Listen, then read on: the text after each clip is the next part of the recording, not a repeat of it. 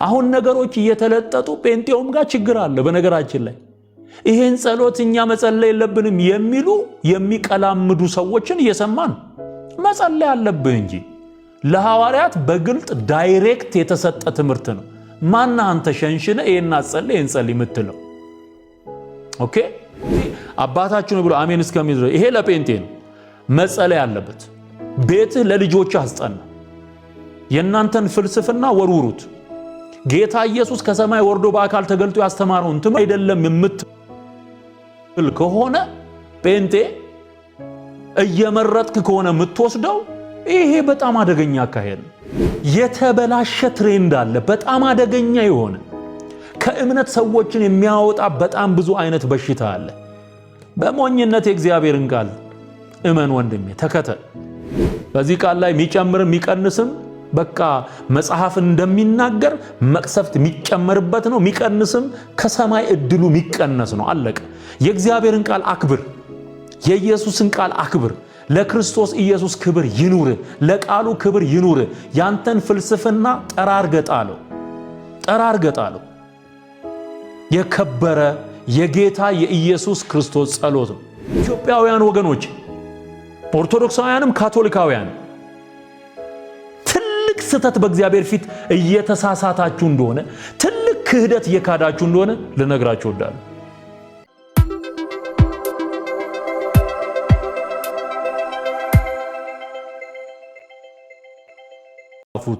የጌታ የኢየሱስ ክርስቶስ ትምህርቶች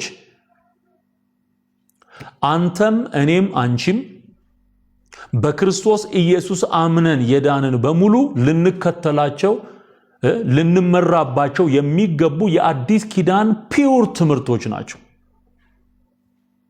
ኦኬ፣ ፒውር ትምህርቶች ናቸው። የጌታ የኢየሱስ ክርስቶስ ትምህርቶች ናቸው። በክርስቶስ ትምህርት ለማይኖር ሰው አምላክ የለውም ተብሎ የተጻፈው በሁለተኛ ዮሐንስ ቁጥር 9 ላይ የተጻፈው ቃል በክርስቶስ ትምህርት የሚለው ቀጥታ በተለይም ጌታ ኢየሱስ ተጠምቆ ጽድቅን ሁሉ ከፈጸመ በኋላ ያደርጋቸው የነበሩ ታምራቶችና ትምህርቶች በመጽሐፍ ቅዱስ ተመዝግበዋል። ስለዚህ ከምዕራፍ 5 እስከ ምዕራፍ 8 ድረስ የተጻፉት በተለይ ማቴዎስ ምዕራፍ 5 ከቁጥር 1 ጀምሮ እስከ ምዕራፍ 8 መግቢያ ድረስ የተጻፉት ዶክመንትድ ሆነው የተቀመጡት የጌታ ኢየሱስ ክርስቶስ ትምህርቶች ናቸው። የተራራው ትምህርት ተብሎ ነው የሚታወቀውና እዛ ላይ ጌታ ኢየሱስ ያስተማረው አንዱ ትምህርት ይሄ አባታችን ነው የሚለው ጸሎት ነው። ስለዚህ ለአይሁድ ለምን ተብሎ ተሸንሽኖ የሚቀመጥ አይደለም። አንተ ዳግመኛ የተወለድክ መሆንን ካመንክ፣ እግዚአብሔር አባትህ እንደሆነ ካመንክ፣ ጴንጤ ከሆንክ አባታችን ሆይ ብሎ መጸለይ ኃጢአት የለውም። መጸለይም አለብህ። ይህንን የሚያደርጉ የቆዩ አብያተ ክርስቲያናት አሉ። አባታችን ሆይ ብሎ አሜን እስከሚለው ድረስ ማለት ነው።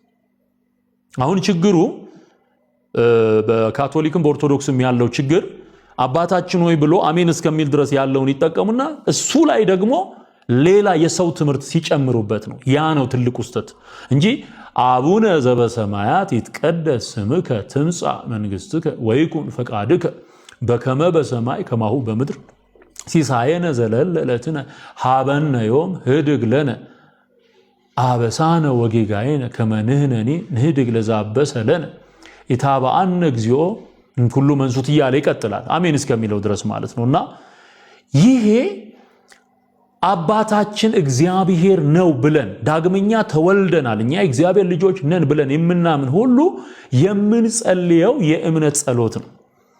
ይሄ የጸሎቶች ሁሉ ራስ የሆነ ጸሎት ነው። በነገራችን ላይ ራሱ ጌታ ለሐዋርያቱ ያስተማረው ለሐዋርያቱ ያስተማረው። አሁን ነገሮች እየተለጠጡ ጴንጤውም ጋር ችግር አለ። በነገራችን ላይ ይሄን ጸሎት እኛ መጸለይ የለብንም የሚሉ የሚቀላምዱ ሰዎችን እየሰማን መጸለይ አለብህ እንጂ ለሐዋርያት በግልጥ ዳይሬክት የተሰጠ ትምህርት ነው። ማን አንተ ሸንሽነ ይሄን አጸልይ ይሄን ጸልይ የምትለው? ኦኬ፣ ለቤተ ክርስቲያን የተሰጠ ነው። ሐዋርያቱ ቤተ ክርስቲያን ወክለው ነው እዛ ጋር ያሉት። ለነሱ የተሰጠ ትምህርት ነው።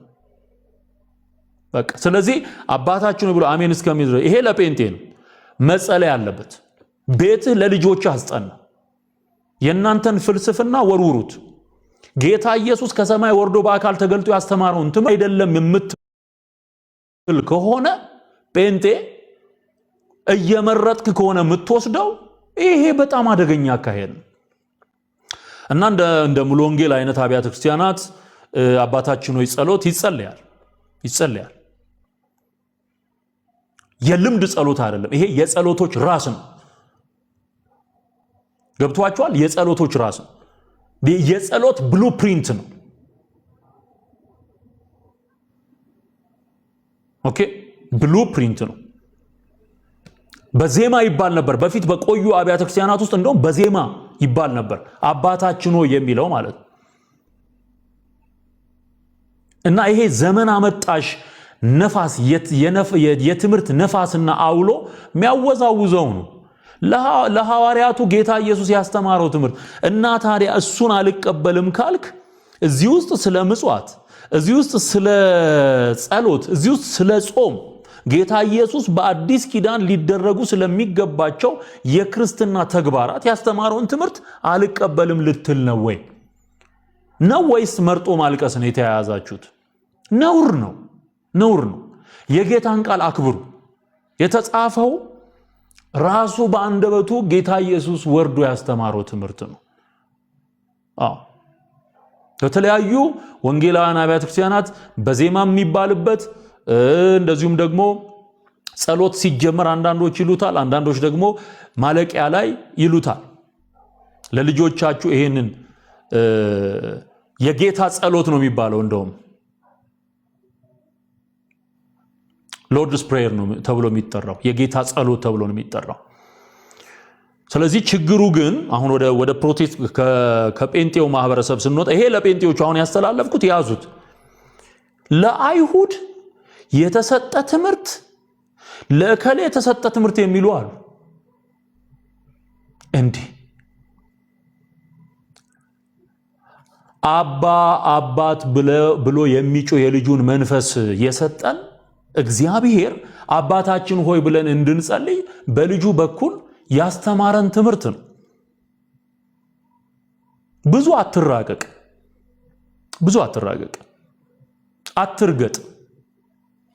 አትርገጥ፣ የእግዚአብሔርን እውነት አትርገጥ። እምነት የዋህነት ነው። እምነት ሞኝነት ነው። አፕሊኬሽን አይደለም። እምነት እንደ የሆነ አርጊውመንት ፈጥረ ፕሩፍ ፈልገህ የምታደርገው ነገር አይደለም። እንደተጻፈ እንደወረደ የጌታን ቃል እንደተጻፈ እንደወረደ ነው የምንቀበለው። ባይዘይ እንደወረደ አንዱን ጥሎ አንዱን አንጠልጥሎ የሚባል ነገር የለም። በቃ አተረጓጎም ያስፈልጋል። አዎ። አካሄድ ያስፈልገዋል። አዎ። ኢንተርፕሪቴሽኑ በመንፈስ ቅዱስ በትክክለኛው መረዳት መሆን አለበት። አዎ፣ በትክክል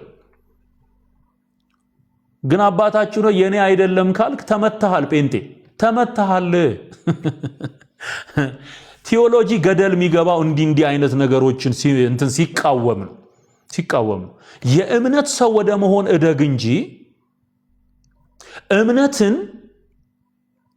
አንተ ውስጥ ካለው ፍልስፍናና በቀመር ከተዘጋጀ ፕሮሲጀር ጋር ስታገናኘው ይጋጫል። ሁለቱ ይጋጫል።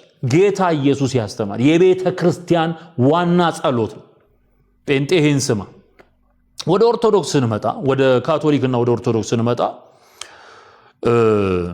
ምን ይላል እዚህ ጋር? ጌታ ኢየሱስ ያስተማረው በማቴዎስ ወንጌል ምዕራፍ 6 ከቁጥር 9 ጀምሮ ያለው ሐሳብ፣ እንግዲህ እናንተስ እንዲህ ጸልዩ፣ በሰማያት የምትኖር አባታችን ሆይ ስምህ ይቀደስ፣ መንግሥትህ ትምጣ፣ ፈቃድህ በሰማይ እንደሆነች እንዲሁ በምድር ትሁን።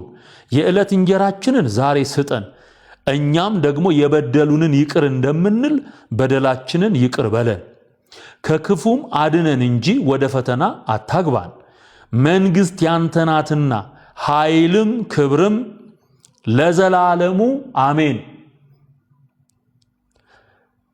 ለሰዎች ኃጢአታቸውን ይቅር ብትሉ የሰማዩ አባታችሁ እናንተን ደግሞ ይቅር ይላችኋልና፣ ለሰዎች ግን ኃጢአታቸውን ይቅር ባትሉ አባታችሁም ኃጢአታችሁን ይቅር አይላችሁም። ይሄ የአዲስ ኒው ቴስተመንት ቲቺንግ ነው። ፒውር የሆነ ማለት ነው። ፒውር የሆነ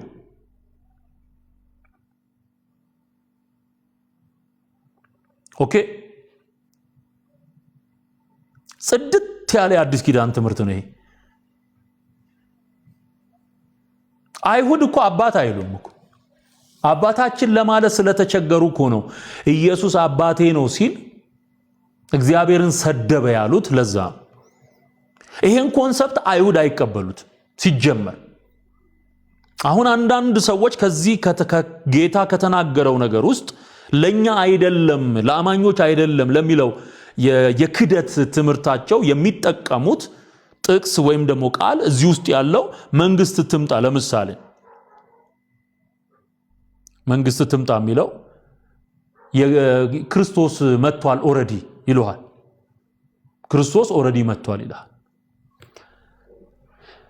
እና የክርስቶስ መምጣት የመጀመሪያው መምጣት ነው። ያልገባቸው ገና ጌታ ኢየሱስ ይመጣል፣ ድጋሚ ደግሞ ይመጣል። የእግዚአብሔር መንግስት በምድር ላይ 1000 ዓመት ገና ትገዛለች። ያን ጊዜ የሚመጣው የማንም መንግስት አይደለም፣ የክርስቶስ ኢየሱስ ወይም የእግዚአብሔር መንግስት ነው። የእግዚአብሔር መንግስት ራሱ ክርስቶስ ነው። እነሆ የእግዚአብሔር መንግስት በመጠባበቅ አትመጣም በመካከላችሁ ናት ሲል እኮ ራሱን ነው እየተናገረ ያለው ጌታ ኢየሱስ። እሱ ራሱ የእግዚአብሔር መንግስት ስለሆነ የነገስታት ንጉስ የጌታዎች ሁሉ ጌታ እሱ ስለሆነ ማለት። ስለዚህ መንግስቱ መጣለች። በመጀመሪያው ምጽአቱ ጌታ ኢየሱስ ከማርያም ተወልዶ በዚህ ዓለም ላይ በተመላለሰበት መምጣቱ የሰው ልጆችን ለማዳን መደረግ ያለበትን ነገር ሁሉ አድርጎ ዋጋ ከፍሎ በመስቀል ላይ ተሰቅሎ ሞቶ ሞትን ድል አድርጎ ተነስቶ ወደ ሰማያት በማድረግ በአብ ቀኝ ተቀምጧል። ከዛስ ዳግመኛ ተመልሶ ይመጣል። የሚመጣው አሁንም የማ መንግስት ነው? የእግዚአብሔር መንግስት ነው። ክርስቶስ ኢየሱስ ነው የሚመጣው። ስለዚህ መንግስት ትምጣ ብለን መጸለያችን የመጀመሪያ ምጽአቱን ወይም ደግሞ ከማርያም በተወለደበት መምጣቱ እሱን ተቀብለን ዳግመኛ መምጣቱን ጭምር እያወጅን ያለንበት ነው። ገብቷችኋል? ይሰማል ወገኖቼ? ስለዚህ ፍልስፍና ከሆነ አስተሳሰብ መጽሐፍ ቅዱስን ከማይወክል አስተምህሮ ራሳችሁን አላቁ። አባታችን ሆይ የከበረ ጸሎት ነው። ኦኬ የከበረ ጸሎት ነው። የዕለት እንጀራን እዚህ ውስጥ አለ። በሶስት መንገድ ከፍላችሁ ልታዩት ትችላላችሁ። ይሄንን ጸሎት የመጀመሪያው ምስጋና እግዚአብሔርን ስም መቀደስ ማክበር አለ ውስጡ። እንደዚሁም ደግሞ ስለ እግዚአብሔር መንግስት፣ ስለ መንግስቱ መስፋት፣ ስለ መንግስቱ መምጣት አየው የምንጸልየው ፓርት አለ እዚህ ውስጥ። ከዛ ደግሞ ዕለታዊ የሆነውን ኑሯችንን በሚመለከት የምልጃ ጸሎቶች ምንላቸው አሉ። የምልጃ ጸሎት የዕለት እንጀራችንን ስጠን። ምክንያቱም እግዚአብሔር ምንድነው? መጋቢ ነው። እግዚአብሔር የፍጥረት ሁሉ መጋቢ ነው። በሌላ ቃል እኮ ትለዋል። አሁን ጌታ ኢየሱስ ስላስተማረው እሱና ይሄ የክርስቶስ ተቃዋሚ መንፈስ ነው። በየአብያተ ክርስቲያናቱ የተሰገሰገ ክርስቶስን የሚቃወም መንፈስ። አባታችን አልጸልይም ካለ አንድ ሰው የጌታ የኢየሱስ ክርስቶስ ተቃዋሚ ስፒሪት የተጠናወተው ነው። 4 ነጥብ። አሁን እኔ በተለየ መንገድ ለጸሎቱ ጥብቅና እየቆምኩ አይደለም። ምን እያልኩ ነው? እንድትረዱኝ ይፈልጋለሁ። ሰውየው እኮ እንጀራ ስጠኝ እያለ እኮ ይለምናል በራሱ። ጌታ ሆይ የእንጀራዬን ጉዳይ ምን አደረግከው? ምን ልብላ ምን ልጠጣ ምናምን ይላል እኮ። ስለሚለብሰው ስለሚኖርበት አይጸልይም? ባርከኛ አይልም ይላል። እና እዚህ ጸሎት ላይ ያለው ጌታ ኢየሱስ የተናገረው በሰማይ የሚኖር አባት ላንተ እንጀራ እንዲሰጥ መለመን፣ ሊያውም ጌታ በተናገረው መንገድ በከበረ እውነት በከበረ መስመር ወደ አብ ጸሎት ማቅረብ ምኑ ነው ችግሩ? ስምህ ይቀደስ፣ መንግስት ትምጣ፣ የዕለት እንጀራችን እንጀራ እያለ በሌላ ቋንቋ በሌላ አገላለጽ ስለ እንጀራው፣ ስለ ቤቱ፣ ስለ ኑሮ ይለምናል።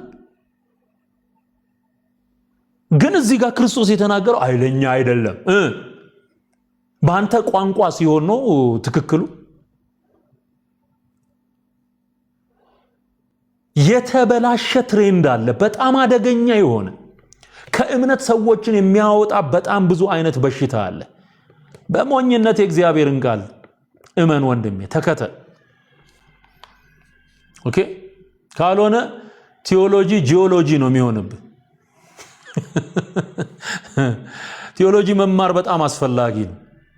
የጌታን ቃል እንድትክድ ካደረገ ግን ቢቀር ነው የሚሻለው። ኦኬ? ስለዚህ የዕለት እንጀራ ብሎ መጸለይ ጌታ ያስተማረው ትምህርት ትክክል ነው ማለት ነው። አንተ በሌላ አገላለጽ ስትለው እውነት ሆኖ ኢየሱስ የተናገረውን ግን አልቀበልም ካልክ አንተን የተጠናወተ የጌታ የኢየሱስ ክርስቶስን ስም የሚቃወም የሱን ትምህርት የሚቃወም መንፈስ ነው የሚሰራብህ ማለት ነው። ራስህን መርምር። ቃሉን በእጅ አዙር እንድትክድ የራስህን እውነት ነው ብለህ እንድትናገር የሚያደርግ ከሆነ ተመታሃል። አክብር። ከሞት ከተነሳ በኋላ 40 ቀን እየታየ አስተምሯቸዋል ጌታ ኢየሱስ ለሐዋርያቱ እየታየ። ከመሞቱ በፊት ግን 3 ዓመት ተኩል አስተምሯቸዋል።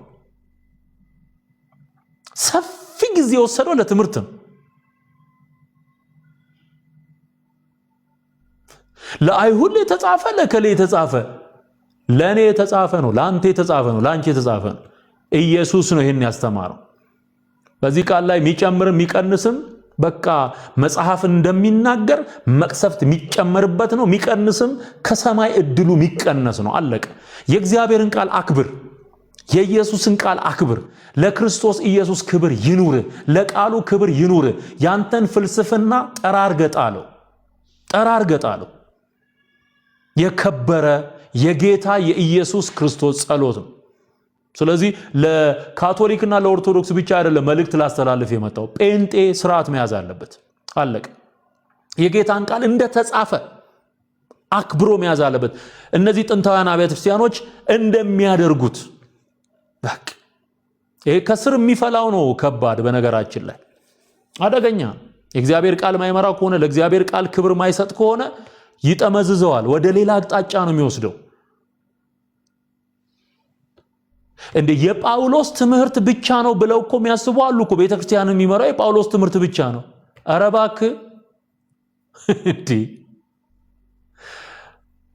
ጳውሎስ ኢየሱስ ያስተማረውን ኤክስፕሌን ያደረገ ያብራራ ሐዋርያ ነው እንጂ የአዲስ ኪዳን ትምህርት ምንጩ ኢየሱስ ነው። ይሄንን ተጠንቀቁ። ምንጩ ኢየሱስ ነው።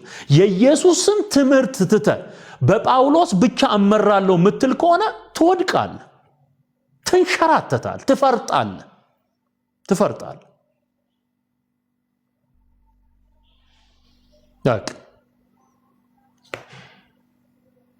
እግዚአብሔርን አክብሩ፣ ቃሉን አክብሩ። ስለዚህ አንተ ስትለው እንጀራ ስጠኝ ስትለው አንተ ስትለው እውነት ሆኖ ኢየሱስ ሲናገረው የአይሁድ ነው አይባልም። ነውር ነው፣ በጣም ነውር ነው። በደላችንን ይቅር በለን ብሎ መጸለይ የአዲስ ኪዳን ጸሎት። በክርስቶስ ኢየሱስ ስም ተንበርክኮ የሰሩትን በደልና ኃጢአት በእግዚአብሔር ፊት መናዘዝ it's a new testament teaching። የአዲስ ኪዳን ትምህርት ነው። ይሄ እኮ ንስሐ እኮ ነው፣ ውስጡ ያለው እኮ ንስሐ እኮ በጣም ትልቅ ጸሎት ነው። በነገራችን ላይ ንስሐ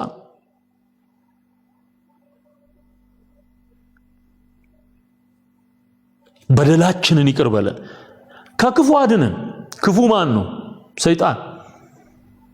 ወደ መልእክታት እኮ ስትሄድ እነዚህን ነገሮች ተብራርተው ታገኛል። ሰይጣንን ተቃወሙት ከናንተ ይሸሻል፣ ወደ እግዚአብሔር ቅረብ ወደ እናንተ ይቀርባል ሲል ያዕቆብ ክፉን መቃወም ወደ እግዚአብሔር መቅረብን እያስተማረ ነው። ይሄ አባታችን ሆይ ጸሎት ነው። በሐዋርያቱ መልእክታት ውስጥ ተብራርቶ የምታየው ይሄ የጌታ ዋናው ቃል ነው።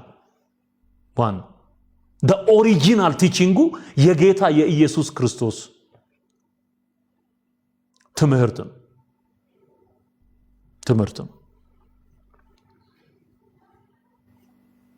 ስለዚህ የእግዚአብሔርን መንግስት ከፍ የሚያደርግ ጸሎት የዕለት ኑሮን ከክፉ መዳንን መጠበቅን ለእግዚአብሔር ምናቀርብበት ጸሎት ስለሆነ የጸሎቶች ብሉፕሪንት ወይም ደግሞ ልክ የጸሎት መመሪያ ተደርጎ ጭምር የሚያዝ ነው ማለት ነው። ኦኬ አሁን ኢየሱስ አባታችን ሆይ ከሚለው መንግስት ያንተ ናትና ኃይልም ክብርም ለዘላለሙ አሜን እስከሚለው ድረስ ተናገረና አበቃ። አሁን የኦርቶዶክስና የካቶሊክ ደግሞ ችግር የሚመጣው ከዚህ ቀጥሎ ነው።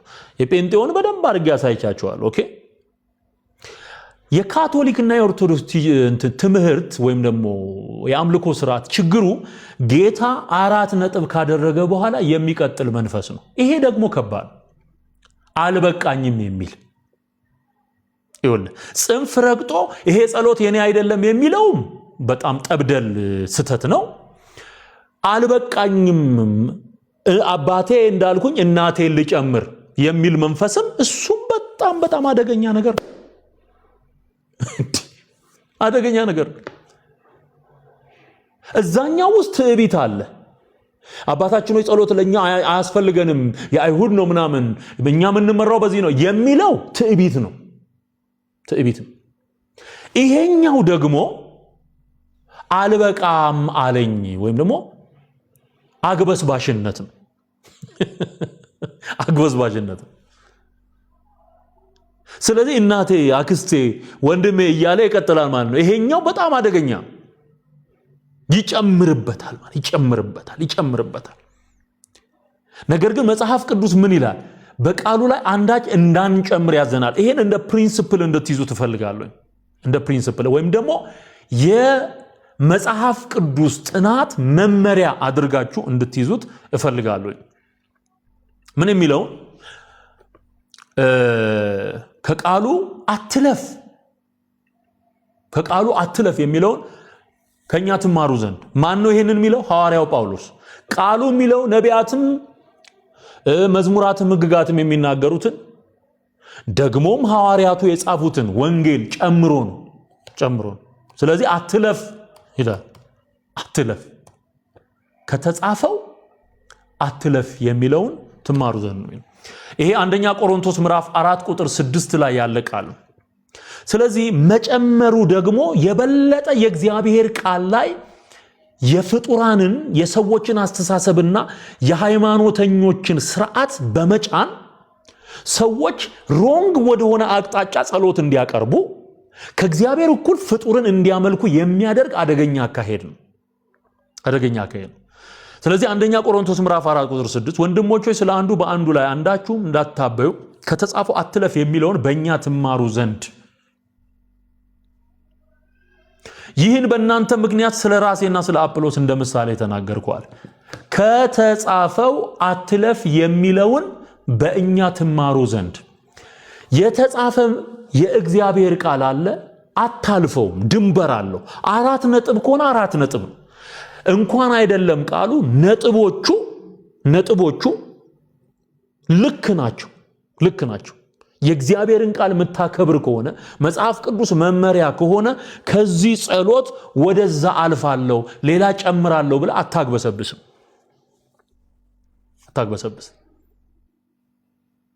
ከተጻፈው አትለፍ ስለሚል ማለት አባታችን ሆይ ላይ እናታችን ሆይ፣ አክስታችን ሆይ፣ አጎታችን ሆይ፣ ጎረቤቴ ሆይ እያልክ የምትቀጥለው ነገር መኖር የለበትም። እንደ ፕሪንሲፕል የተቀመጠ ነገር ስላለ።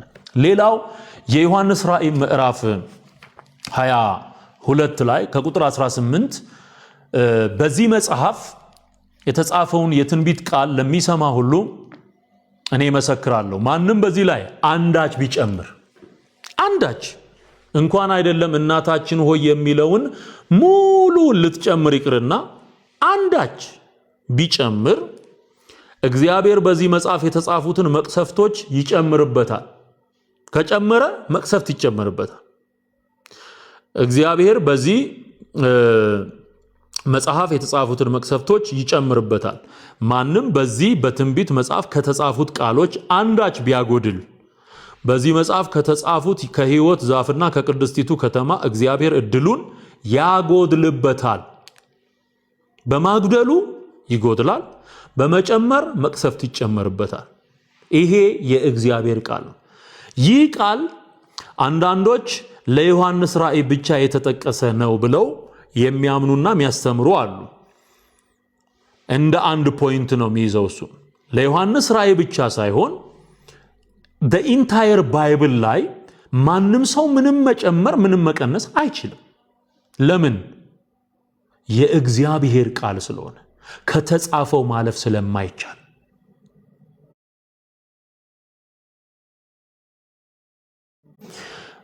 በቅርብ የሞቱት የካቶሊክ ቤተክርስቲያን ፓትርያርክ ወይም ደግሞ ፖፕ ፍራንሲስ፣ እኛ አሁን ያሉት ሊዮን ፖፕ ሊዮን የሚባሉት፣ ከሳቸው በፊት የሞቱት በቅርብ የሞቱት ፖፕ ፍራንሲስ የሚባሉት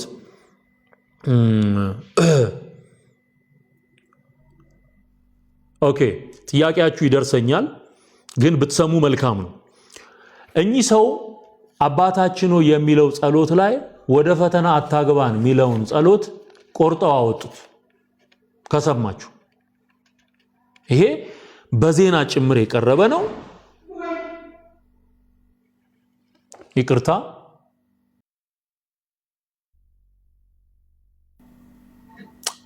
ይሰማችኋል? አሁን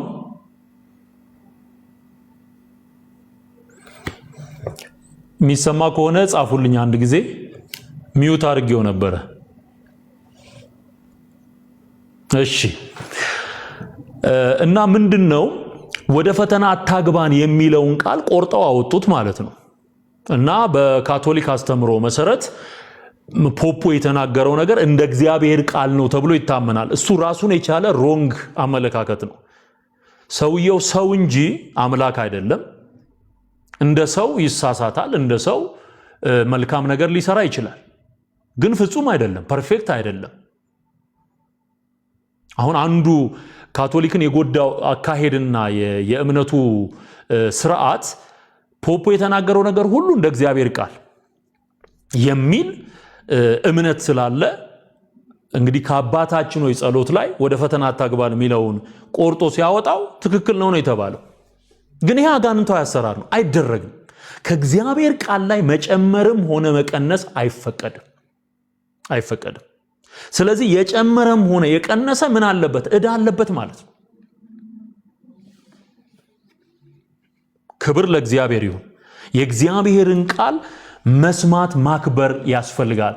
ሌላው እዚሁ ላይ እንደ ፕሪንሲፕል እንድትይዙት የምፈልገው ሌላኛው ቃል ማንም ቢያስተምር የሚያስተምር እንደ እግዚአብሔር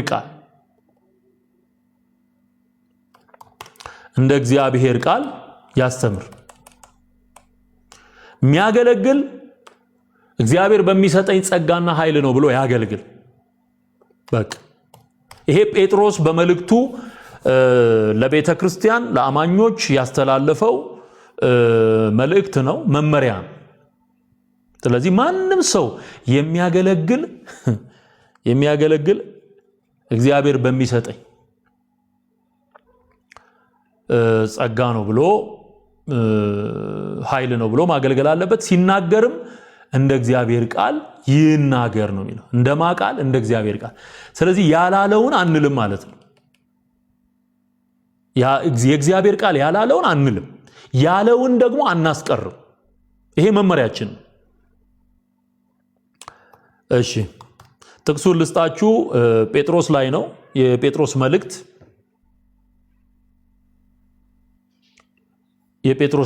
ላይ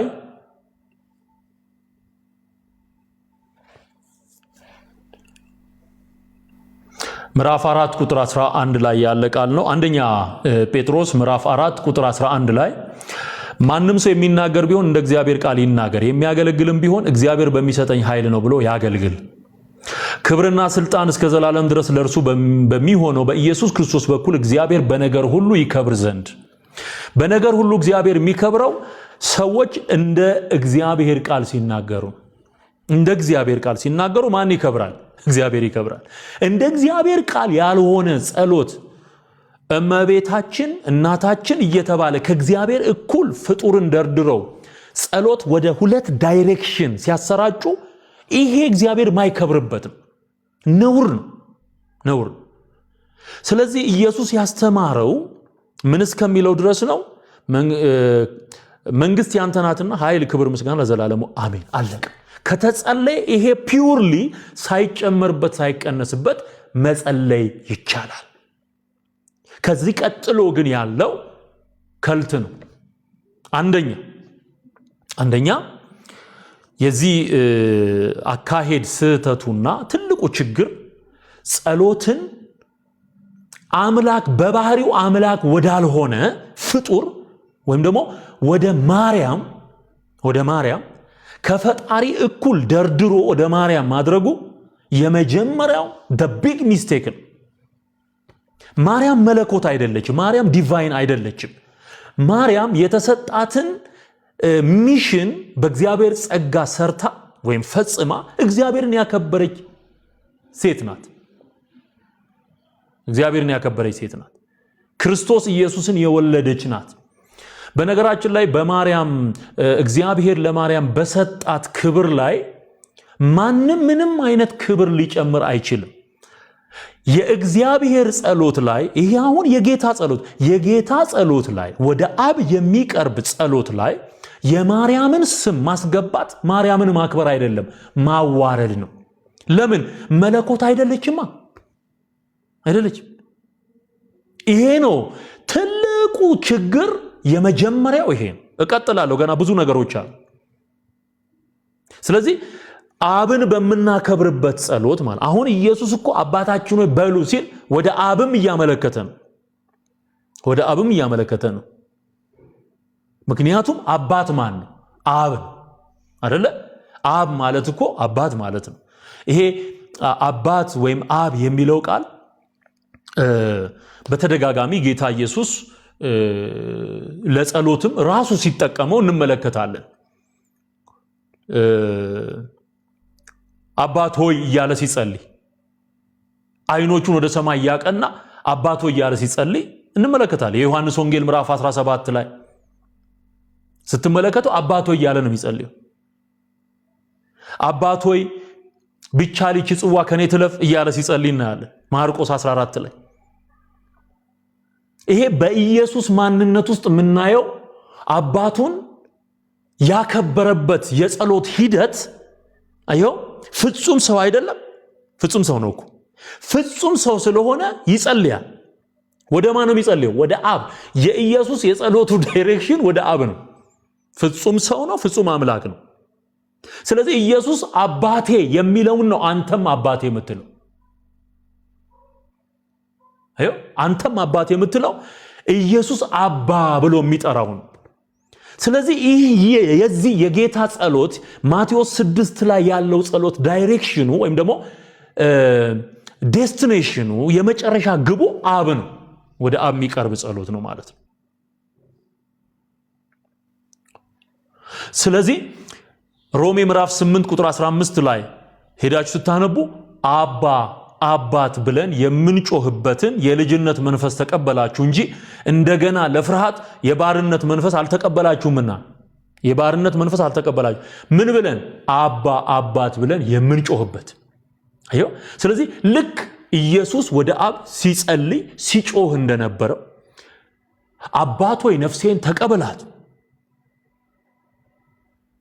እያለ ሲናገር እንደነበረው ልክ እንደዛ አንተም ስትጸልይ ወደ አብ ነው የምትጸልይ።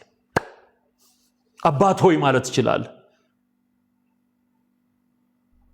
ይህ ጸሎት አባት ሆይ ብለን የምንጸልየው ወደ አብ የሚጸለይ ጸሎት ነው እያልኳችሁ። ታዲያ ወደ አብ የሚጸለይ ጸሎት ላይ ወንድሜ እንዴት አድርገ ነው ወደ እመቤታችን ብለ ወደ እናታችን ብለ የምትደርብበት? አይደረግም። እንደዚህ ስህተት ነው። ይሄን መልእክት የምትሰሙ ኢትዮጵያውያን ወገኖች፣ ኦርቶዶክሳውያንም ካቶሊካውያን ትልቅ ስህተት በእግዚአብሔር ፊት እየተሳሳታችሁ እንደሆነ፣ ትልቅ ክህደት እየካዳችሁ እንደሆነ ልነግራችሁ እወዳለሁ። ትልቅ ስህተት በቃ ሊያውም እግዚአብሔርን የሚያክል ጌታ የክርስቶስ ኢየሱስን አባት እሱን መካድ ነው። ለፍጡር ያንኑ አምልኮ ያንኑ ምስጋና ቀጥሎ መስጠት። አሁን እኮ ትልቁ ስንቃወመው በዘመናችን የኖርነው የጸሎት ክፍል ለምሳሌ መንፈስ ቅዱስ አሐተ ስግደተ ይልሃል። የኦርቶዶክስ ጸሎት ኦኬ፣ እሰግድ ለአብ ወልድ ወመንፈስ ቅዱስ አሐተ ስግደት፣ ለአብ ለወልድ ለመንፈስ ቅዱስ አንዲት ስግደት ሰግዳለሁ ማለት ነው። ኦኬ፣ ይሄንን 3 ጊዜ ይለውና እሰግድ ለእግዝእትነ ማርያም ድንግል ወላዲተ አምላክ ይልሃል። ለማርያምም ይችኑ ስግደት ደግሞ ሸንሽኑ ይወስዳታል። ሸንሽኑ ከዛ ሰግድ ለመስቀለ እግዚእነ ኢየሱስ ክርስቶስ ይላል። ለመስቀሉም ደግሞ ይችኑ ስግደት ያመጣል። ይሄ ነው እርግማን ማለት። ይሄ እርግማን ማለት ይሄ ክህደት ማለት ይሄ። ለአብ ለወልድ ለመንፈስ ቅዱስ የቀረበ ስግደት እንዴት ነው ለመስቀልና ለማርያም ሊቀርብ የሚችለው? እንዴት አይደረግም? ምክንያቱም መጽሐፍ ቅዱስ ምን ይላል? መጽሐፍ ቅዱስ ምን ይላል? ስጋ ሁሉ ጸሎትን ወደምትሰማ ወደ አንተ ይመጣል። መዝሙረ ዳዊት መዝሙር 65 ቁጥር 2 መዝሙር 65 ቁጥር 2 እኔ የምናገረው እንደ እግዚአብሔር ቃል ነው። ብራዘር ስማ፣ ይጠቅምሃል። እኔ ተረት አይደለም ምነግርህ። እኔ ምነግርህ የእግዚአብሔርን ቃል ነው። የሆነ መቃወመው ነገር ካለ ያንን መቃወምበትን ምክንያት ነግሬ ቃሉ የሚለውን ደግሞ ኮምፓራቲቭሊ ያቀረብኩልህ ነው። መርጠህ መውሰድ ያንተ ድርሻ ነው። መርጠህ ውሰድ በቃ። ኦኬ። ስለዚህ ስጋ ሁሉ ጸሎትን ወደምትሰማ ወደ አንተ ይመጣል ሲል መዝሙረኛው ዳዊት ለምንድን ነው ስጋ ሁሉ ጸሎትን ወደሚሰማ ወደ እግዚአብሔር መሄድ? ለምን? ሁሉንም በአንድ ጊዜ መስማት የሚችለው ያህዌ ስለሆነ እግዚአብሔር ስለሆነ ሁሉን ይሰማል፣ ሁሉን ያውቃል፣ በሁሉ ስፍራ በአንድ ጊዜ ይገኛል። ይሄ ነው the attributes of God ተብለው ከሚጠሩት የእግዚአብሔር ባህሪያት እና በተለይም ደግሞ ትራንስፈረብል ተብለው የሚጠሩና ነን ትራንስፈረብል ተብለው የሚጠሩ ተሸጋጋሪ የሆኑና የማይሸጋገሩ ባህሪያት ተብለው የእግዚአብሔር ባህሪያት በሁለት መንገድ ነው የምናያቸው። ወደኛ የተዘዋወሩም ደግሞ የመለኮት ባህሪ ተካፋዮች ሆናችኋል ብሎ መጽሐፍ ቅዱስ ሲናገር ለኛ የተሰጡንና ገንዘብ ያደረግናቸው የእግዚአብሔር የሆኑ ባህሪያት አሉ፣ ግን እኛ ውስጥ የገቡ ኦኬ። ዘላለማዊነት ለምሳሌ ከእግዚአብሔር የወሰድነው ባህሪ ነው። ፍቅር ከእግዚአብሔር የወሰድነው ነው። ቸርነት ማድረግ ከእግዚአብሔር የወሰድነው ነው። ኦኬ። ይሄ ዕውቀት አቋም ምንላቸው ነገሮች በነፍስ ዕውቀት ውስጥ የታጨቁ ነገሮች ከእግዚአብሔር የወሰድናቸው ናቸው። ነገር ግን ወደኛ ማይመጡ የብቻው የሆኑ ደግሞ አሉ። ለምሳሌ በሁሉ ስፍራ መገኘት ሰው አይችልም። ማርያምም አትችልም። መላእክትም ሚካኤልም ገብርኤልም አይችሉም። በአንድ ጊዜ በሁሉ ስፍራ መገኘት አይቻልም። ፍጡር ነው፣ ሊሚትድ ነው። እግዚአብሔር ግን አንሊሚትድ ነው።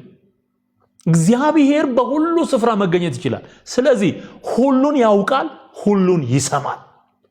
ማርያምስ ሁሉን ማወቅ አትችልም፣ ሁሉን መስማት አትችልም። ስለዚህ እመቤታችን ማርያም ሆይ ብለህ ስትቀጥል ሁሉን የማታውቅን ማርያምን ሁሉን በሚያውቀው በእግዚአብሔር ስፍራ እያስቀመጥክ ነው። አየው፣ ወንጀሉ እዚህ ጋር ነው ያለው። ክፋቱ እዚህ ጋር ነው ያለው። ስለዚህ ስጋ ሁሉ ጸሎትን ወደምትሰማ ደግሞ ይገርማችኋል፣ የኤልያስ ታሪክ ላይ ሰምቶ በእሳት የሚመልስ እርሱ አምላክ ይሁን ብሎ አውጆ የበዓል ካህናትን አሳፍሮ እሱ የሰዋው መስዋዕት እሱ ያቀረበው መስዋዕት በእግዚአብሔር ዘንድ ተቀባይነት አግኝቶ እሳት ከሰማይ ወርዶ የሱን ያቀረበውን መስዋዕት ተቀብሎለት ሰምቶ በእሳት የመለሰው እግዚአብሔር በእስራኤል መካከል ሲከብር እንመለከታለን፣ በመጽሐፍ እንመለከታለን። ስለዚህ ሰምቶ በእሳት የሚመልስ ማለት የትም ቦታ ሆነ ጸልይ እግዚአብሔር ይሰማል። በእምነት ጸልይ እንጂ እግዚአብሔር ያደምጣል። በባህር ላይ ሆኖ የሚጸልዩትን እግዚአብሔር ይሰማል። በየብስ ላይ ሆኖ የሚጸልዩትን እግዚአብሔር ይሰማል። በጦርነት መካከል ያሉትን እግዚአብሔር ይሰማል። በየትም ዓለም በየትኛውም ጂኦግራፊካሊ የተቀመጠ ምድር ላይ በየትኛውም ኮንቲነንት ላይ ሆነ የምትጸልየው ጸሎት እግዚአብሔር ይሰማሃል። ስለሚችል ነው። ፍጡራኔን ማድረግ ይችላሉ? አይችሉም። ስለዚህ ወደማይችል ፍጡር እንዴት ነው አባታችን ሆይ ባልክበት አግባብ በዛው ልክ በአብ ልክ እንዴት ማርያም ሆይ ብለህ ትቀጥላለህ ነው። that's the mistake። ስለዚህ አባታችን ሆይ ብለህ ጸልየ መንግስት ያንተ ናትና ኃይል፣ ክብር፣ ምስጋና ለዘላለሙ አሜን ሲል አብቃ። በቃ ይበቃል ወንድሜ፣ ይበቃ። መቻነሰ ቢሆን ኖሮ እኮ ኢየሱስ ይቀጥልል ነበር እኮ እንደ ኢየሱስ እኮ ከማርያም ተወልዶ 30 ዓመት ከሞላው በኋላ ከተጠመቀ በኋላ እኮ ያስተማረው ትምህርት እኮ ነው። አለች እኮ ማርያም በምድር ላይ የዛኔ ቢያስፈልግ ኖሮ አሁን ኢየሱስ አቶት ነው ይሄንን በሉ ቀጥላችሁ ደግሞ እናቴን ጥሩ ይል ነበር እኮ ቢያስፈልግ ኖሮ። ግን አላለም። ፍጡርና ፈጣሪ ላይ ኢየሱስ አምላክ ነው፣ ሰው ነው። አምላክም ሰውም። ማርያም ግን ሰው ብቻ ናት። እቺን ስትለይ ነው የምትረጋጋው ብራዘር። እቺን ለያት። ይኸውልህ ማርያም ሰው ብቻ ናት። ሰው ብቻ በቃ ምንም የተፈጥሮ ለውጥ አልተደረገም በማርያም ውስጥ። ኢየሱስ ግን ፍጹም አምላክ ነው፣ ፍጹም ሰው። ስለዚህ ለእግዚአብሔር የምናቀርበውን አምልኮ ምስጋና ሁሉ ለክርስቶስ ኢየሱስም እናቀርባለን። ለምን? ፍጹም አምላክ ፍጹም ሰው ስለሆነ ያዳነንም ለዛ። ስለዚህ ማርያም ሰው ብቻ ናት። ስለዚህ በእግዚአብሔር ስፍራ እሷን አስቀምጦ ማመስገን፣ ጸሎትን ወደ ፍጡር ማቅረብ ሮንግ የሆነ አሰራር ነው ማለት ነው። የተሳሳተ አካሄድ ነው ማለት ነው። ነውር ነው፣ ኃጢአት ነው፣ የአጋንንት አስተምህሮ ነው። እግዚአብሔርን እንድትክድ ነው እያደረጉ ያሉት። ጆሮ ያለው መስማትን ይስማ። በቃ ስለዚህ መዝሙር 65ን መያዝ አስፈላጊ ነው።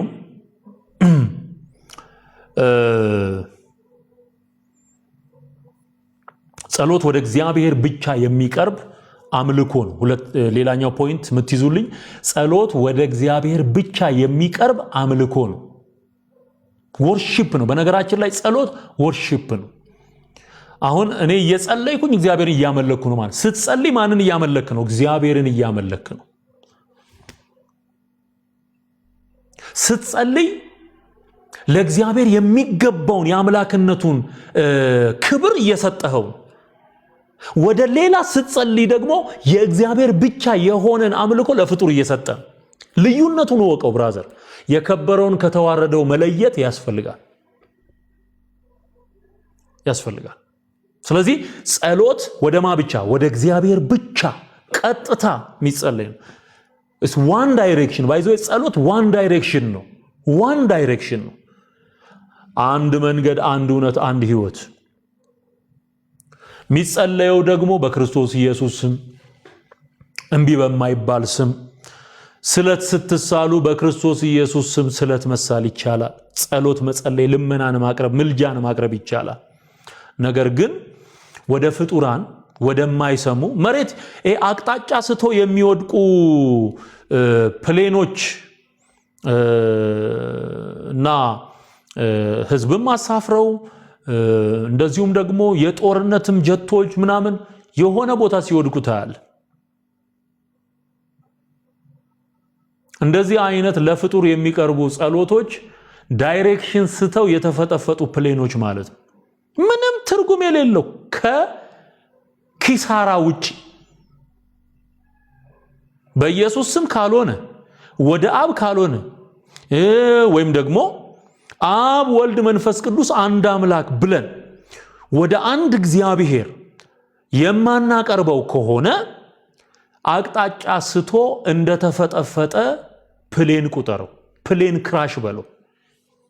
ፕሬየር ክራሽ።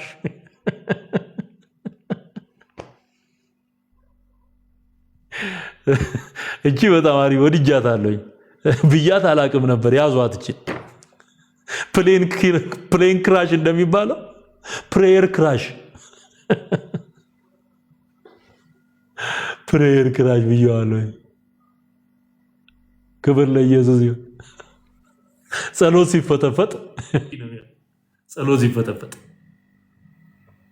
ስለዚህ ጸሎታችሁ አቅጣጫ ስቶ እንዳይፈጠፈጥ ጸሎታችሁን ወደ ትክክለኛው ወደ አብ አድርጉት፣ ወደ እግዚአብሔር አድርጉት። በክርስቶስ ኢየሱስም ወደ አብ ጸሎታችንን ማቅረብ እንችላለን። የምታደርጉትን ሁሉ በኢየሱስ ክርስቶስ ስም አድርጉት ስለሚል ማለት ነው። ፕሬየር ክራሽ እያሉ እየጻፉ ነው። ተባረኩ። ፕሬየር ክራሽ እያላችሁ ጻፉ። ወደ ማርያም መጸለይ ፕሬየር ክራሽ ነው።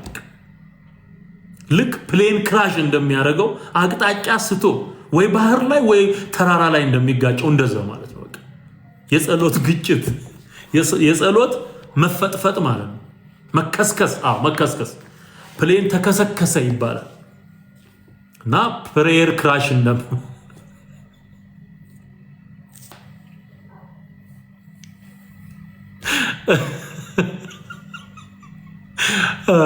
ወዳችኋለሁ። እየሰማችሁኝ ነው አይደለ?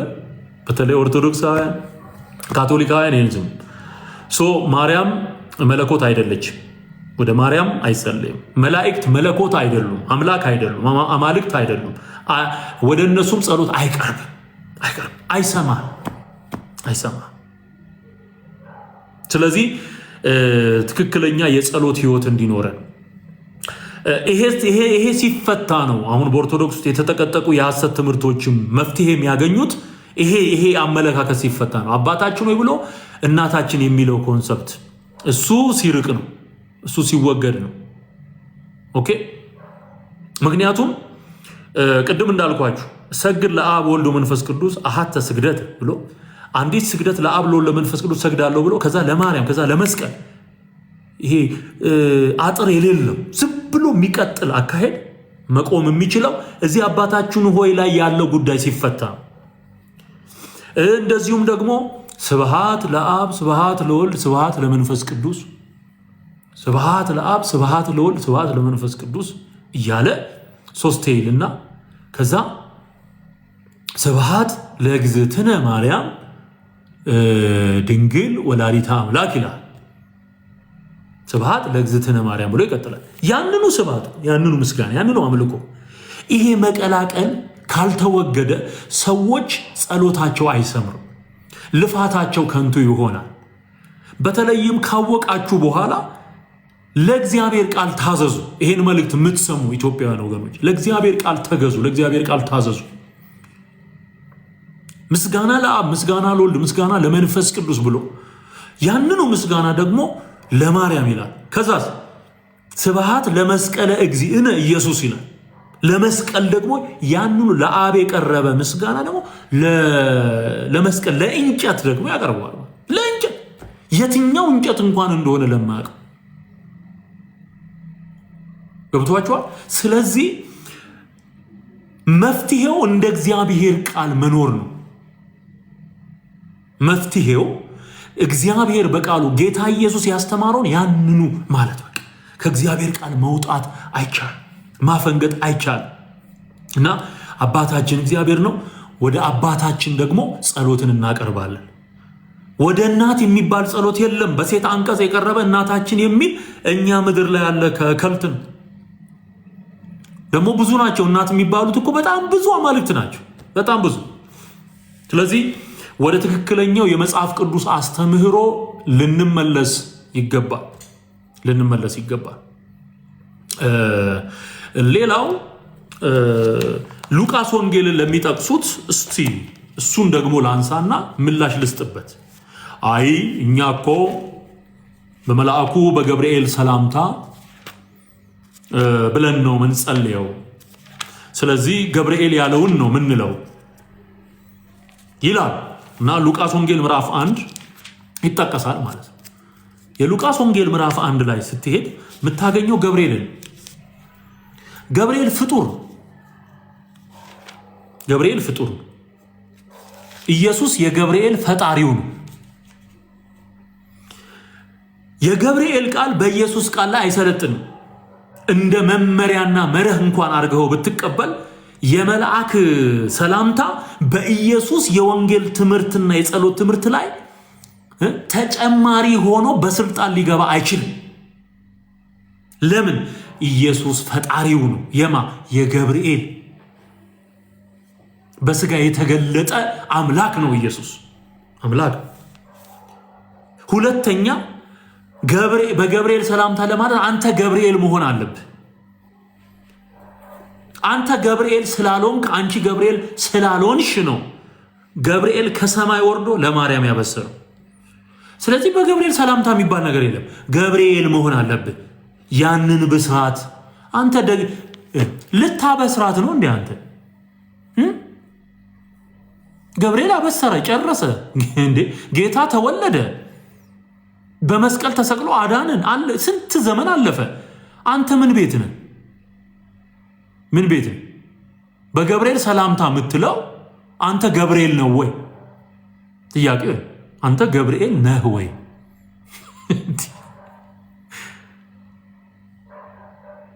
ገብርኤል እኮ ፐርፐዝ ሊሄድ በቃ አሁን ሌላ መልአክ መጥቶ እሱን ሲል ታያለ? አታይም እኮ። አሁን ሚካኤል መጥቷል እዛ ቦታ ጋር አልመጣም። ሚካኤል መጥቶ ማርያም ሆይ አትፍሪ፣ ካንቺ የሚጸነሰው ካንቺ የሚወለደው ቅዱሱ የእግዚአብሔር ልጅ ነው እያለ ከገብርኤል ውጪ ሌላ መልአክ መጥቷል? መጽሐፍ ይናገራል? አይናገርም። ማን ነው የተላከው? ገብርኤል። በቃ ገብርኤል ከሆነ የተላከው ገብርኤል ብቻ ነው የሚለው ማለት ነው። እሱ ደግሞ ምንድን ነው? ስፔሻል ኦኬዥን ነው። ደጉድ ኒውስ ነው። ለማርያም ነው። ፐርፐዝሊ ለማርያም። ኦኬ። ያስቸገረች ያለች አሰልቺ ኮሜንት ስላላችሁ አንድ አሰልቺ ኮሜንት የሚጽፍ ወገን ረፍት አድርጓል። እየረበሸ ያለ ሰው ረፍት አድርጓል። ኦኬ።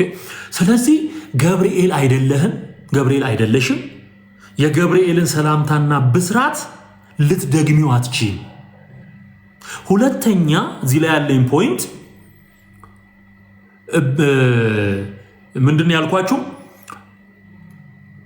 ሌሎች መላእክት እንኳን ያንን ብስራት አልተናገሩም። ገብርኤል ብቻ ነው መጥቶ የተናገረው።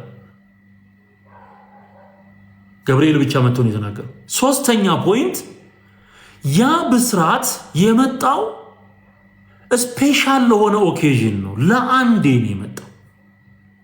እድሜ ዘመንህን ትወልጃለሽ እያልክ ልትኖር ነው። ተወለደ እኮ።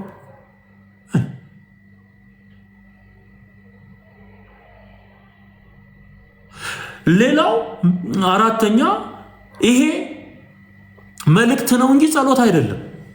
አንድን ሰው አንድ መልአክ መጥቶ ለምሳሌ ሌሎች መላእክት ወደ ሌሎች ሰዎች የተላኩ መላእክት አሉ። ጴጥሮስን ከእስር ቤት አውጥቶ ሰንሰለቱን ቆርጦ ውጣ ያለው መልአክ አለ። ተነሳና ልብስህን ልበስ፣ ጫማህን አግባ፣ ተከተለኛ። ጸልየው፣ ይሄንን ጸልየው። እንዲህ እንደማለት ነው። በቃ መልአክ መጥቶ በብሉይ ኪዳንም በአዲስ ኪዳንም ለሰዎች መልእክት ተናግሯል። እንዲህ አድርግና ተከተለኝ፣ በዚህ በኩል ሂድ፣ እግዚአብሔር እንዲህ ብሏል፣ ይሄን አድርግ፣ ሰላም ለአንተ ይሁን። ጌዲዮንን ለምሳሌ መጥቶ የእግዚአብሔር መልአክ ይላል መጥቶ አንተ ጽኑና ኃያል ሰው፣ ተመልከቱ፣ አንተ ጽኑና ኃያል ሰው መጽሐፈ መሳፍንት ላይ ጽኑና ኃያል ሰው። እስቲ ጥቅሱን አውጡልኝ፣ ቶሎ ቶሎ አውጡልኝ። አንተ ጽኑና ኃያል ሰው፣ እግዚአብሔር ካንተ ጋር ነው። ማርያምንስ ምንድነው ያላት? መጥቶ ገብርኤል እግዚአብሔር ካንቺ ጋር ነው። ይሄ የመላእክት የተለመደ ትሬንድ ነው። ሲመጡ ሰላምታ ሰጥተው እግዚአብሔር ካንተ ጋር ነው ይላል። የተላከው ከእግዚአብሔር ኪንግደም ተልኮ መጥቶ አትፍራ አትፍሪ እያለ ይናገራል። የመልአክ ልማዱ ነው። በቃ አንተ ጽኑና ኃያል ሰው እግዚአብሔር ካንተ ጋር ነው ሲለው፣ እንደውም ጌዲዮን ምን አለ ነው እግዚአብሔር ከኔ ጋር ከሆነ እግዚአብሔር ከኛ ጋር ከሆነ የሁሉ ነገር ለምን ደረሰብን? ክርክር ሁሉ ገጥሞ ገብቷቸዋል። ስለዚህ ማርያም ጋራ ሲመጣ ዘሴም ቲንግ ነው ያደረገው። ዘሴም ቲንግ ሰላምታ ሰጣት። እግዚአብሔር ካንቺ ጋር ነው አላት። የተላከበትን ሜሴጅ አደረሰ።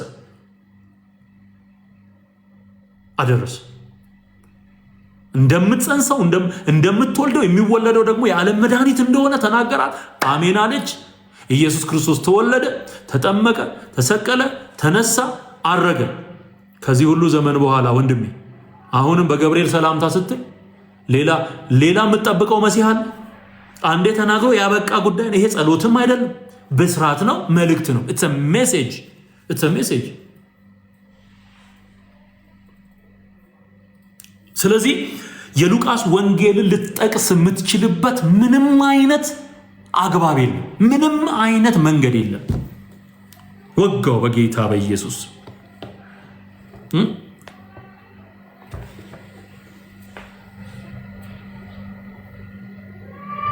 እሺ ሌላው እዚህ ላይ ማነሳው በስድስተኛው ወር መልአኩ ገብርኤል ናዝሬት ወደምትባል ወደ ገሊላ ከተማ ከዳዊት ወገን ለሆነው ዮሴፍ ለሚባል ሰው ወደ ታጨች ወደ አንዲት ድንግል ከእግዚአብሔር ዘንድ ተላከ። የድንግሊቱን ስም ማርያም ነበር። መልአኩም ወደ እርሷ ገብቶ ደስ ይበልሽ፣ ጸጋ የሞላብሽ ሆይ ጌታ ካንቺ ጋር ነው፣ አንቺ ከሴቶች መካከል የተባረክሽ ነሽ አላት። ጸሎት ነው ይሄ አይደለም። የተባረከች መሆኗን መመረጧን እየነገራት ሜሴጅ ነው። መልአኩም ወደ እርሷ ገብቶ ደስ ይበልሽ አላት። ገብቶ የተናገረው ሜሴጅ ነው ማለት ነው። እርሷን ባየችው ጊዜ ከንግግሩ በጣም ደነገጠችና ይህ እንዴት ያለ ሰላምታ ነው አለ። ይህ እንዴት ያለ ሰላምታ ነው ብላ ማርያም የደነገጠችበትን ጉዳይ አንተ ጸሎት ታደርገዋል? እሷ እኮ በትህትና የተገረመችበት ጉዳይ እኮ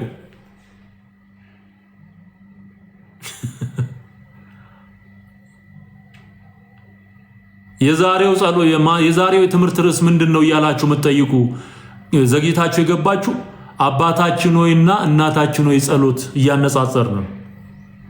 በተለይ በካቶሊክና በኦርቶዶክስ ያለው ጉዳይ ነው እያየን ያለው።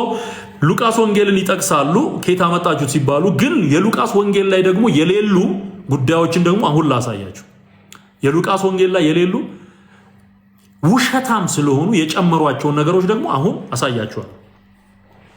ምንድን ነው? ደስ ይበልሽ ጸጋ የሞላብሽ አላት። እሷ ባየችው ጊዜ ከንግግሩ በጣም ደነገጠችና ይህ እንዴት ያለ ሰላምታ ነው ብላ አሰበች። መልአኩም እንዲህ አላት፣ ማርያም ሆይ በእግዚአብሔር ፊት ጸጋ አግኝተሻልና አትፍሪ። የመረጣት ማን ነው? እግዚአብሔር። በነገራችን ላይ የሚደነቀው የእግዚአብሔር መራጭነት ነው እንጂ የተመረጠው ሰው አይደለም። ምርጫ ከመራጩ ዘንድ ነው። ፌቨር ያደረገው ነው እንጂ ፌቨር የተደረገለት አይደለም የሚሞገሰው የሚሞካሸው። ምክንያቱም እግዚአብሔር ቸር ስለሆነ ነው ሰዎችን የሚመርጠው። የእግዚአብሔር ጸጋ ያስችላታል እንጂ ማርያም በራሷ አቅም የምትሰራው ነገር የለም። የሆነ ጸጋ ያስፈልጋል። የተሰጣትን ሚሽን የምትፈጽምበት ጸጋ፣ ስፔሻል የሆነ ግሬስ ያስፈልጋታል። ያ ነው የተሰጣት። በደንብ ስማ፣ ያ ነው የተሰጣት። ስለዚህ ጸጋ አግኝተሻል፣ ጸጋ አግኝታለች ማለት ነው። ማን ነው ሰጪው? እግዚአብሔር ነው። ልታደንቅ፣ ልታወድስ፣ ልታከብር የሚገባህ እግዚአብሔር ነው። እነሆ ትጸንሻለሽ፣ ወንድ ልጅም ትወልጃለሽ፣ ስሙንም ኢየሱስ ትይዋለሽ። እርሱ ታላቅ ይሆናል፣ የልዑል ልጅም ይባላል። ጌታ አምላክም የአባቱን የዳዊትን ዙፋን ይሰጠዋል፣ በያዕቆብ ቤትም ላይ ለዘላለም ይነግሣል፣ ለመንግስቱ መጨረሻ የለውም።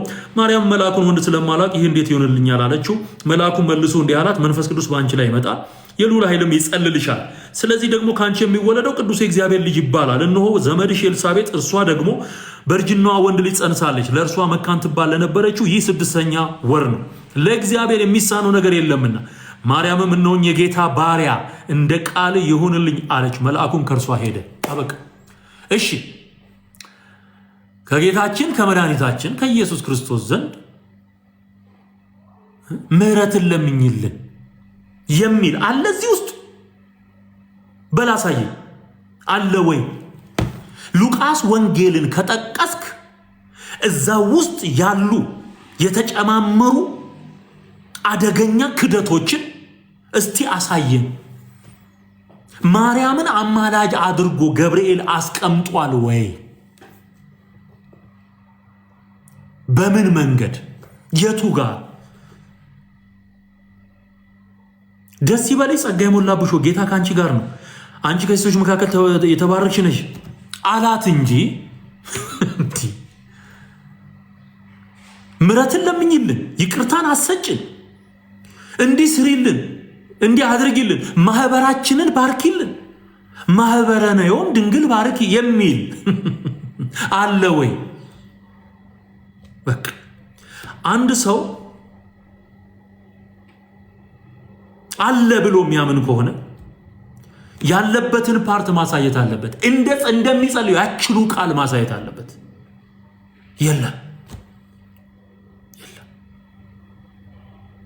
በማርያም በኩል የሚገኝ ምህረትም ይቅርታም የለም። 4 ነጥብ የለም። እዚሁ የገብርኤል ብስራት ላይ ኃጢአትን የሚያስወግድ መድኃኒት ኢየሱስ ነው እያለ እየተናገረ የምን ድርቅና ነው? ማርያም ናት ኃጢአትን የምታስረው። ስለዚህ ኃጢአታችንን ይቅር እንዲለን ለምኝልን። እንዴት? ወዴት?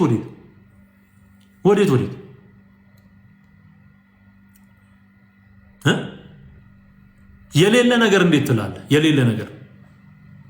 ስለዚህ እዚህ ጋር ላሳያችሁ። ቁጥር 30 ጀምሮ ያለውን ላንብብላችሁ። የኃጢአትን ስሬት የኃጢአት መድኃኒት ማን እንደሆነ፣ ሰዎች የሚድኑበት መድኃኒት ማን እንደሆነ መልአኩ ምን ብሎ ለማርያም እንደነገራት እንኳን አይደለም የማርያም የራሷ ኃጢአት የሚሰረየው በክርስቶስ ኢየሱስ መሆኑን ሲነግራት መልአኩም እንዲህ አላት፣ ማርያም ሆይ በእግዚአብሔር ፊት ጸጋ አግኝተሻልና አትፍሪ። እነሆ ትጸንሻለሽ፣ ወንድ ልጅም ትወልጃለሽ፣ ስሙንም ኢየሱስ ትይዋለሽ። እርሱ ታላቅ ይሆናል፣ የልዑል ልጅም ይባላል። ጌታ አምላክም የአባቱን የዳዊትን ዙፋን ይሰጠዋል፣ በያዕቆብ ቤትም ላይ ለዘላለም ይነግሣል። ለመንግስቱ መጨረሻ የለውም። ይሄን ያዙልኝ። ለመንግስቱ መጨረሻ የለውም። አሁን ለመንግስቱ መጨረሻ የሌለው በያዕቆብ ቤት ላይ ለዘላለም የሚነግሰው እሱ ማቴዎስ ምዕራፍ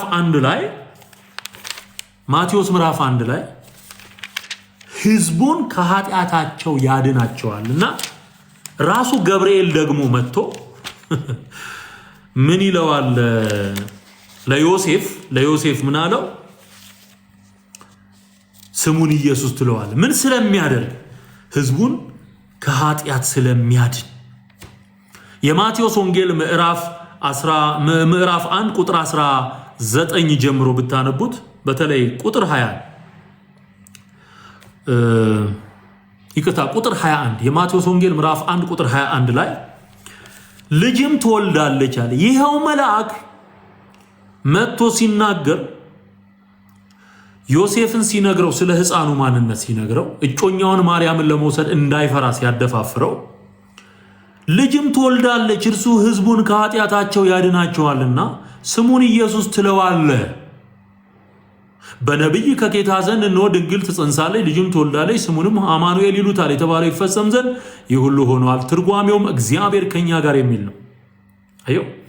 ስለዚህ የኃጢአት ስርየት ይቅርታ የሚገኘው በክርስቶስ መሆኑን ገና ክርስቶስ ከመወለዱ አስቀድሞ ራሱ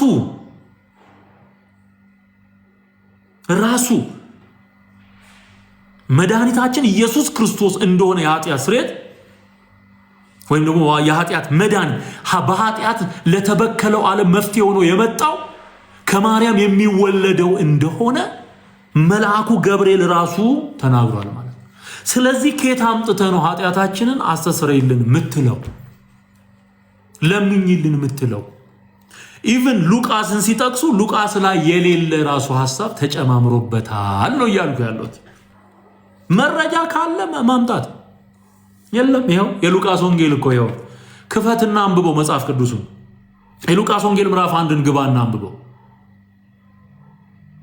እመቤታችን የሚላል የለም። ማርያም ሆይ አትፍሪ። እመቤታችን የሚል ቢኖር እመቤታችን ማለት እኮ ችግር የለው። አይ ቀዳማዊት እመቤት እንኳን እመቤት ትባላለች፣ የቤት እመቤትም እመቤት ትባላለች። ስለዚህ ብንል ችግር የለውም የሚሉ ሰዎች አሉ። አይልም። the problem is Bible didn't say that አላለ። መንፈሳዊ ዓለም ላይ በጥንቃቄ ነው የሚጻፈው። እመቤታችን ብሎ አላለ። ማርያም ሆይ እንዳለ ነው የምንለው። በቃ ማርያም አዮ እናታችን ሆይ የሚለውን ያስገባችሁት በራሳችሁ አዮ። ስለዚህ የማያስተውል ሕዝብ ይገለበጣል እንደሚል የእግዚአብሔርን ቃል ባለማክበር ሰዎች ከእግዚአብሔር መንግስት ከእግዚአብሔር እውነት ያፈነገጡበት ዘመን ነው። ይህ ዘመን ተገልብጧል። መረዳቱ ብቻ አይደለም፣ ራሱም ተገልብጧል። እግዚአብሔር በሚለው ቃሉ በሚለው መሰረት ካልተረዳ የተገለበጠ የማያስተውል ሕዝብ ስለሚገለበጥ። ስለዚህ እዚህ ቃል አሁን ሉቃስን ስትጠቅሱ ሉቃስ ላይ የሌሉ ጉዳዮችን በምናችሁ ልታብራሩት ነው? ስለዚህ መጀመሪያ እንዳልኩት ሲጀመር የጌታ ቃል ላይ የመልአክ ቃል አይገባም። የሰዎች ትምህርት ነው። ሰዎች ተስማምተው ያስገቡት ትምህርት ነው። የሃይማኖት አስተምህሮ ነው። መጽሐፍ ቅዱሳዊ አይደለም። ሉቃስ ላይ ያለው ደግሞ ሜሴጅ እና የምስራች ቃል እንጂ ወይም ደግሞ እግዚአብሔር በምን አይነት ሁኔታና ጸጋ ማርያምን እንደመረጠ መልአኩ መጥቶ የተናገረው ነው እንጂ ጸሎት ተደርጎ ሊጸለይ የሚችል አይደለም። ጸሎት አይደለም። ሌላው የመልአኩን ቃል ለማለት አንተ መልአክ መሆን አለብህ፣ አንተ ገብርኤል መሆን አለብህ። አንዴ ደግሞ የተሰጣት ያ የብስራት ቃል ማርያም ፈጽመዋለች። ተፈጽሞ ዘመናት አልፈዋል። 2000 ዘመናት አልፈዋል። ስለዚህ በክርስቶስ ኢየሱስ ቃል ላይ በተጻፈው ላይ መጨመር በጣም በጣም ትልቅ ስህተት ነው። ከዚህ አይነት ስህተት እንድትጠበቁ አባታችን የሚለውን ጀምራችሁ ኃይል፣ ክብር፣ ምስጋና ለዘላለሙ አሜን እስከሚለው ድረስ እንድትጸልዩ አሳስባለሁ። ይህ ትክክለኛ የመጽሐፍ ቅዱስ ትምህርት ነው። ከዚህ ውጭ ያለው ስህተት ነው። እኔ አሁን የነገርኩ ይሄ አሁን ማስተምር ቃል ለትውልድ ይቀመጣል። ትክክለኛ የመጽሐፍ ቅዱስ አስተምሮ ነው ያስተማርኩ። በቃ ትክክለኛ። ስለዚህ ስህተት የሆነውን እንድትተው እንድታራግፉ፣ እውነት የሆነውን የእግዚአብሔርን ቃል ይዛችሁ መመሪያችሁ እንድታደርጉት በጌታ ፍቅር ጥሬን አቀርብላችኋለሁ። ይሄን ጸሎት በህብረት አንድ ጊዜ ሁላችንም በያለንበት ሆነን አሜን እስከሚለው ድረስ እንጸልያለን። ቤት ውስጥ አሜን እስከሚለው ድረስ መጸለይ መብት ነው። እናቴ፣ እመቤቴ፣ አክስቴ እያለ የሚቀጥል ነገር አቁም። ሰብረጣ ነው። በቃ ለእግዚአብሔር ቃል ብቻ ታመን። የፈለጉትን ይበሉ። አንተ የምትለው እግዚአብሔር ያስተማረህን ቃሉ ያስተማረህን። ስለዚህ አብረን እንጸልያለን። አሜን አሜን። በሰማያት የምትኖር አባታችን ሆይ ስምህ ይቀደስ፣ መንግስትህ ትምጣ፣ ፈቃድህ በሰማይ እንደሆነች እንዲሁ በምድር ትሁን። የዕለት እንጀራችንን ዛሬ ስጠን፣ እኛም ደግሞ የበደሉንን ይቅር እንደምንል በደላችንን ይቅር በለን፣ ከክፉም አድነን እንጂ ወደ ፈተና አታግባን። መንግስት ያንተ ናትና ኃይልም ክብርም ለዘለዓለሙ አሜን። ክብር ለእግዚአብሔር ይሁን። ሃሌሉያ። ይሄ ነው ጸሎት። በቃ እንደዚህ ብለህ መጸለይ ትችላል። ማታ፣ ጠዋት፣ በቀን በቃ ይሄንን መጸለይ ትችላለህ። ኤክሰለንት የሆነ ቃል ነው የእግዚአብሔር ቃል። በቃ ምንም የማይጨመርበት ክሽን ብሎ የቀረበ በቃ የሰው አስተያየት አይገባበትም። ይኸው የሰው እጅ ሲገባበት እጅ ነው የሚለው። እጅ ነው የሚለው። እቺኑ ጸሎት በመንፈስ ሆነ ከጸለይካት ድንቅ ናት። በቃ ድንቅ። ጌታ ኢየሱስ ዘመናችሁን ይባርክ። ወዳችኋል። ምናልባት ይሄንን ቃል ሰምታችሁ ወደ ትክክለኛው የእግዚአብሔር ቃል መረዳት የመጣችሁ ጌታ ኢየሱስን የህይወታችሁ ቤዛ የህይወታችሁ ጌታ አድርጋችሁ መቀበል የምትፈልጉ ወገኖች ካላችሁ ንስሐ ገብታችሁ ጌታን መቀበል የምትፈልጉ አንድ ቁጥር ጻፉልኝ። ስማችሁን ይዝና የዛሬውን ፕሮግራም እንጠቀልላለን ማለት ነው። ክብር ለኢየሱስ ይሁን። ጥያቄያችሁ እንደተመለሰ ተስፋ አደርጋለሁኝ። ጌታን መቀበል የምትፈልጉ ወገኖች ካላችሁ ከዚህ የተሻለ ቀን የለም። ወደ ጌታ መንግስት ኑ። ኢየሱስ ያድናል። ኢየሱስ ጌታ ነው። ከኢየሱስ ውጪ የሚችል ማንም የለም። ማርያምም በአምላኬ በመድኃኒቴ ነፍሴ ሐሴት ታደርጋለች ብላ የመሰከረችለት ኢየሱስ የእግዚአብሔር ልጅ እሱ ያድናል። እሱ ያድናል። ኑ ወደ ጌታ።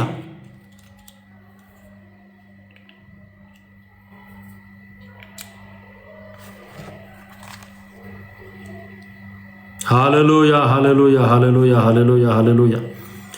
ክብር ለእግዚአብሔር ይሁን። ክብር ለእግዚአብሔር ይሁን። ማን ነው ጌታን መቀበል የሚፈልግ አለ? ከመጨረሳችን በፊት ጌታ ኢየሱስን መቀበል የምትፈልጉ መንገድ፣ እውነት፣ ህይወት የሆነውን ጌታ መቀበል የምትፈልጉ ወገኖች ካላችሁ አንድ ቁጥር ብቻ ጻፉልኝ። ስማችሁን ይዛለሁኝ። ክብር ለኢየሱስ ይሁን።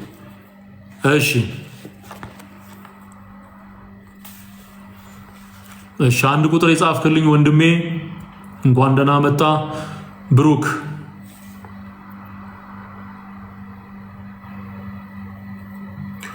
አንድ ቁጥር ጽፏል። እንኳን ደህና መጣ። ጌታ ኢየሱስ ይባርክ። እንጸልያለን አብረን።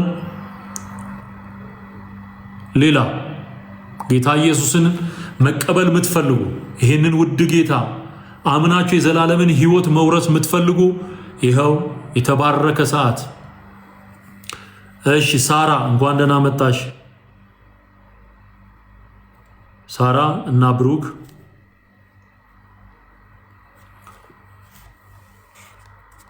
ሌሎቻችሁም ቤትሽ ሆነሽ ቤትህ ሆነ ባለህበት ቦታ እጅህን ዘርግተ ጸጋው በእምነት አድኖናል እንደሚል መጽሐፍ አምነህ ጌታ ኢየሱስን ሰው በልቡ አምኖ ይጸድቃል በአፉ መስክሮ ይድናል ስለሚል ና ወደ ትክክለኛው የጌታ መንገድ ና። ወደ ትክክለኛው የወንጌል መረዳት ና። ጥሪ ያቀርብልሃለሁ ወንድሜ። ኢየሱስ ጌታ ነው። ኢየሱስ ያድናል። ሃሌሉያ ሃሌሉያ ሃሌሉያ ሃሌሉያ። ኢየሱስን ያመነ ኢየሱስን የተቀበለ የዘላለም ህይወት አለው።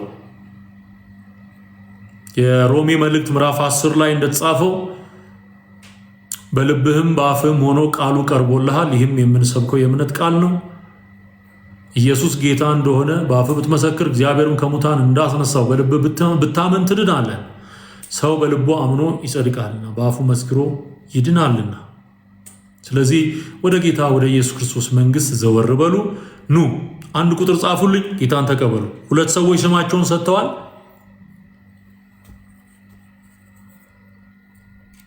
ጊዜ የለህም ወንድሜ። መቼ እንደምትጠራ አታውቀው። ንስሐ ገብተህ ጌታን ተቀብለህ ተዘጋጅተህ መኖር ይሻላል።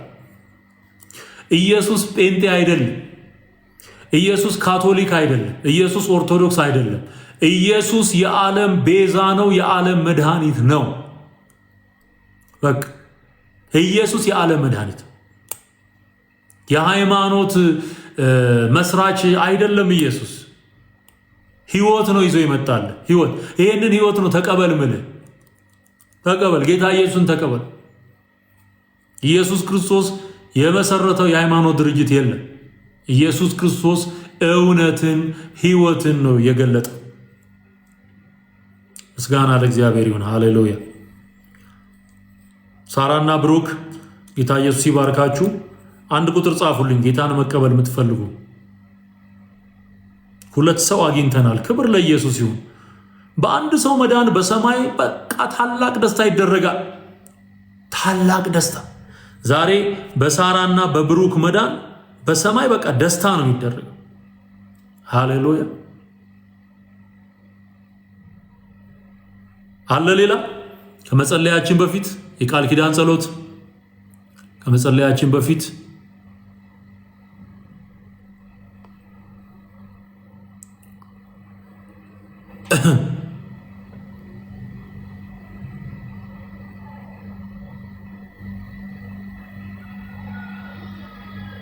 እሺ ከሌለ ከሁለቱ ወገኖች ጋር ጸልየን እናበቃለን።